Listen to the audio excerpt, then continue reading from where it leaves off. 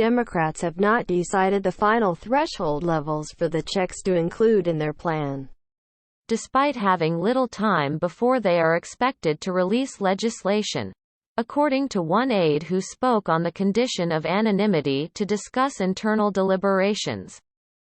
There's a discussion right now about what that threshold will look like, White House Press Secretary Jen Psaki said Monday. It's still being negotiated at this point.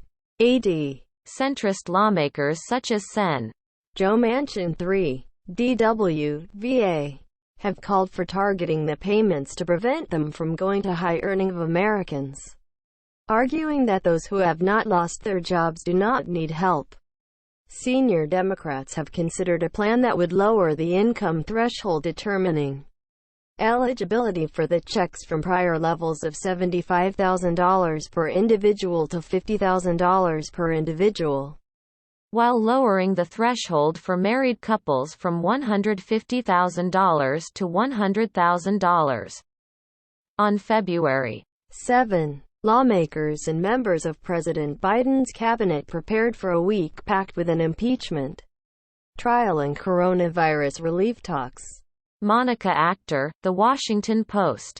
But that idea has been met with increasing resistance from other members of the party, including Senate Finance Chairman Ron Wyden, and Senate Budget Chairman Bernie Sanders, as well as House lawmakers in the Congressional Progressive Caucus. Wyden and Sanders have publicly criticized the proposals to lower the income thresholds to $50,000. Saying middle-class families have suffered pay cuts and other economic shocks and need relief. Sen. John Ossoff, DGA, whose election victory in January helped seal Democrats' Senate majority, also opposes lowering the threshold on the checks, according to a spokeswoman. The White House has said it is willing to compromise on the thresholds, with Psaki repeatedly saying the administration is open to negotiations with Congress on the matter.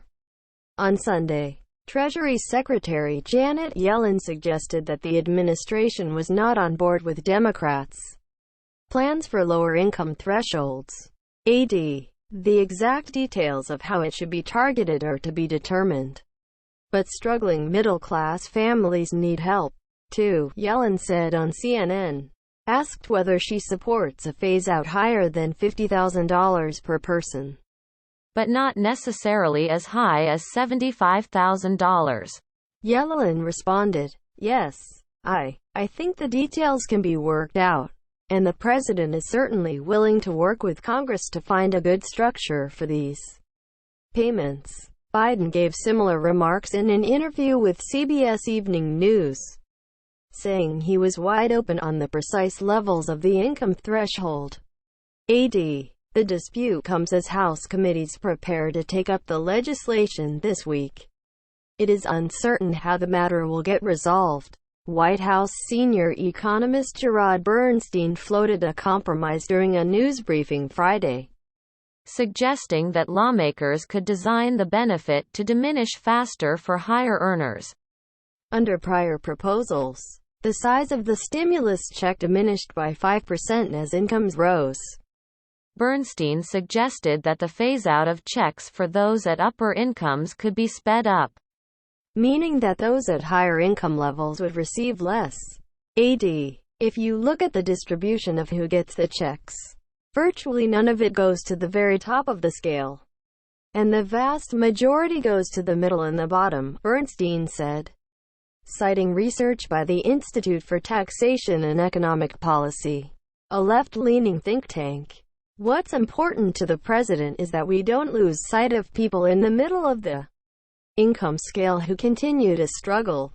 The debate about the check thresholds represents one of many disputes Democrats may face as they try to pass Biden's $1.9 trillion stimulus package through Congress. There is a wide ideological gulf between the party's moderate and liberal wings, which is likely to produce numerous policy fights over the $15 an hour minimum wage, the scale of unemployment assistance, and the overall cost of the bill. among other things, on the way to passing their first major piece of legislation under Biden. The split within the party appeared to intensify over the weekend.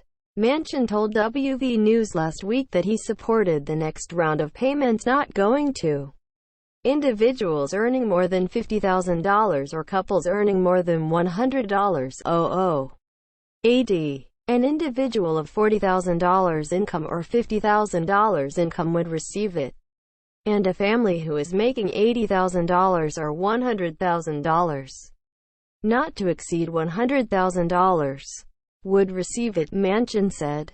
Anything over that would not be eligible, because they are the people who really are hurting right now and need the help the most. AD. Manchin has great influence over the issue because the Senate is split 50-50 between Republicans and Democrats. So Democrats need his vote as they aim to push the legislation forward without GOP support. But on Twitter and on CNN this weekend, Sanders slammed Democrats for embracing a plan that would cut out individuals earning $52,000. He also pointed out the potential political downside for the new Democratic administration of sending fewer payments than Trump had. Wyden has also said in a statement that families that had received the first two payments would expect a third. AD. Unbelievable. Working-class people who got checks from Trump would not get them from Biden. Brilliant, Sanders said on Twitter. AD. While passing a budget resolution through Congress earlier this month that set the stage for approval of the broader relief bill, Sens. Susan Collins, R. Maine, and Manchin co-sponsored an amendment to exclude affluent families from the stimulus checks. The plan did not define an income amount, leaving that open to interpretation. Sanders and all Democrats voted for the proposal. Under the lower threshold, about 71% of Americans would receive the full benefits and an additional 17% would get the partial benefit, said Kyle Pomerleau, a fellow of the American Enterprise Institute who specializes in tax policy. That compares with about 85% of families under the initial plan.